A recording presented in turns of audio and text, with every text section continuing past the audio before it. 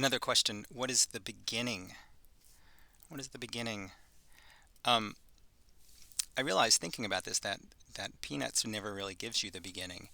Um, they sort of exist in eternal now. I'm sure there are plenty of cultures whose books don't include an origin story. I'm not, I haven't done my research on that to be honest. But I do know that, near as I can tell, there's really no beginnings set out in Peanuts. And maybe one reason why Snoopy is constantly trying to write the story and starting from the beginning and not getting much farther.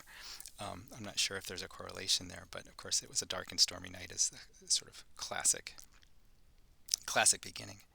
Um, I stopped keeping a diary. Cue the Dark Ages. That's the beginning of Graffiti Kitchen by Eddie Campbell. It's maybe one page in or something, but he's definitely marking this as like the point where the story begins. Um, the point where the it's funny that it's the point where the recording stops is the point where this recording starts. This story begins with when a diary can no longer be kept. And then in this great example by Mark Campos, who's no longer with us, he's documenting his own history and talking about how both of his parents worked um, in Reno, Nevada, in the casinos, and so he was always around casino culture. He was always around these Keno tickets. He was always around also around brushes and ink, and it brings that to the present when he can't really master a brush and ink.